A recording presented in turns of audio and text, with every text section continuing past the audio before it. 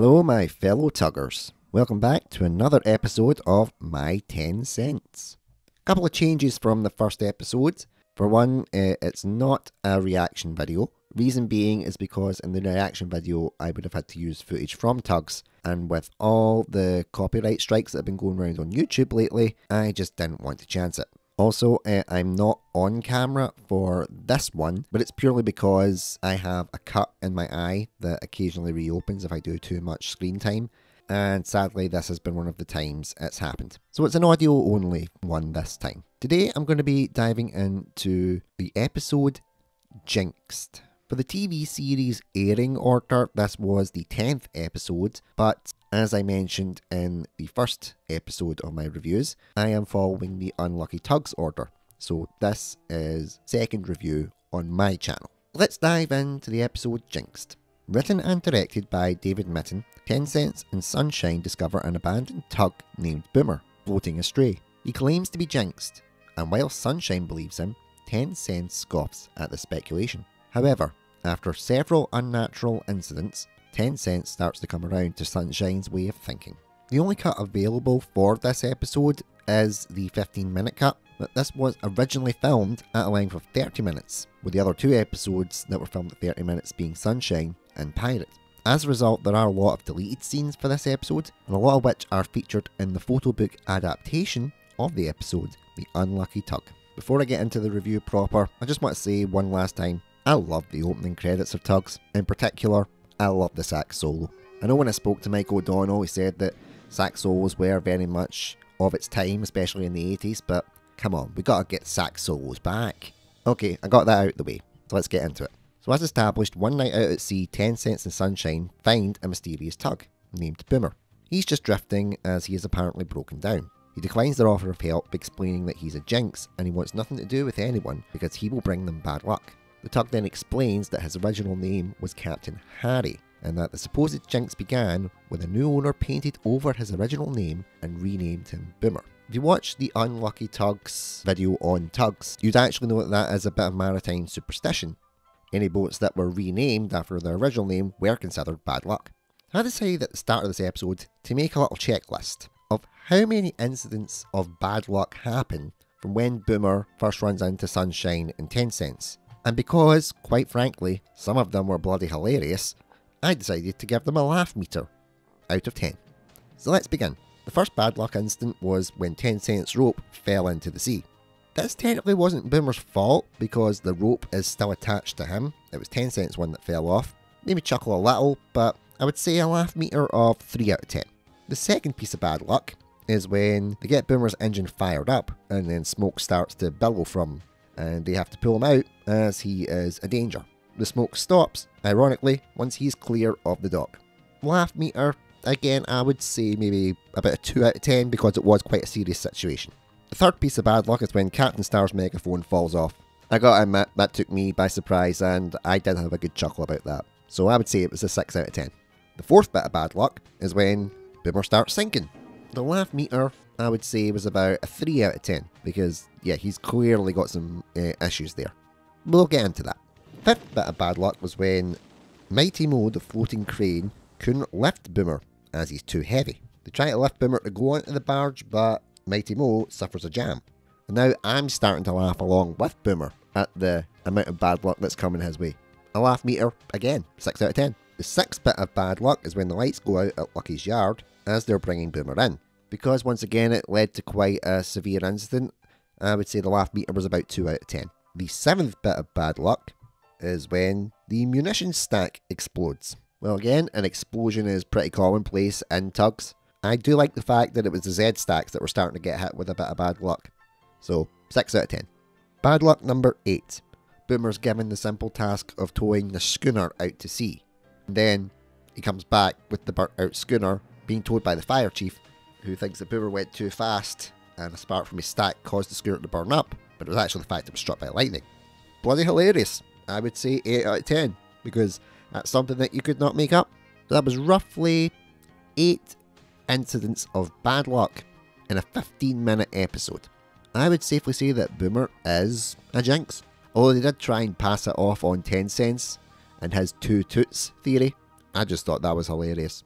So let's talk about the characters that were used in this episode. The main one, of course, is Boomer, voiced by Lee Cornish. I love the voice that he's got for Boomer.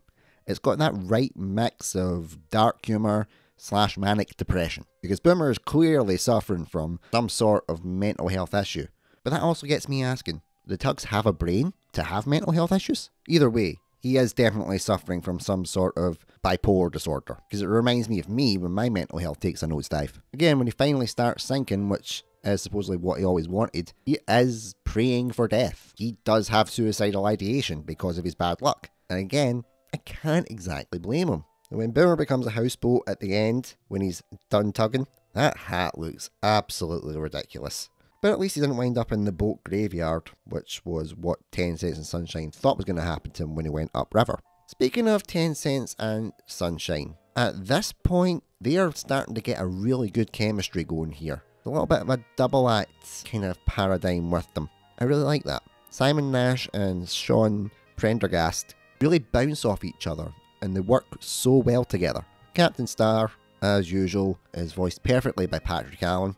And I do like that Captain Star doesn't give up on Boomer. He tries to find any way to make him useful and make him a part of the fleet.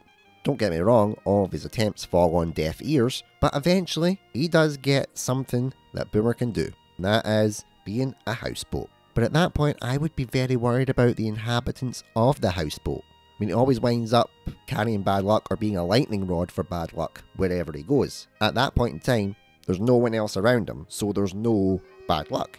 But when people move into that houseboat, is Boomer all of a sudden going to sink? And then will he kill anybody that lives in him? That could have been something that would have been expanded on in Series 2, I'm not sure. But I really hope it was just a case of he was classed as a houseboat, air quotes, but told, no one ever live in him, he will kill you. The episode also really highlights the stark difference between Star Tugs and the Z Stacks. Star Tugs have quite a few incidents with Boomer, and he constantly causes bad luck, but they don't give up on him. The Z Stacks, on the other hand, he has one job, instantly dismiss him, and then offer to murder him. Really shows the difference between the two sides. But I do like that it wasn't Zorin that threatened to help sink him. Shows that he's more of an antagonist anti-hero rather than straight up villain. Quite surprised that Top Hat wasn't in this episode. Maybe he was away doing something else at the time. Tugs is always known for its dark imagery and its dark themes, and even if this was going to be the second episode, it definitely didn't hold back from it when they talked about Boomer being taken upriver, where 10 Cents tells Sunshine how there's a ship's graveyard there, full of rusting hulks. So we are very well established in this world that these boats are sentient, and they can also be killed, because there's a graveyard. If there's a graveyard, then you're dead. So those tugs effectively can die. I know that there was no rational explanations for any of the events that happened to either the Star Tugs or the Z Stacks when everything started going wrong, aside from it just being, Boomer as a jinx. And I get what it was trying to do, to make you come up with your own kind of explanations or rationale, or just say there is no rationale, he is a jinx. But I personally would have liked to have seen a bit of both. I would have liked to have seen some rationale for maybe the first 2 or 3 incidents, things that could be rationally explained. For example, 10 Cents ropes falling into the sea. It just been that it wasn't tied on properly. And then when you have the second incident where Boomer's engine starts to smoke, it could be explained by it just wasn't fired up properly. Then when it gets to the third incident, you go, well, he would have sunk if there hadn't been a sunken garbage barge to catch him when he fell. And maybe try to rationalise all these up until Boomer's given the simple task of towing the schooner out to sea. And then he comes back with the burnt out schooner being towed by the fire chief, who thinks that Boomer went too fast and a spark from his stack caused the schooner to burn up, but it was actually the fact it was struck by lightning, even though there wasn't a cloud in the sky.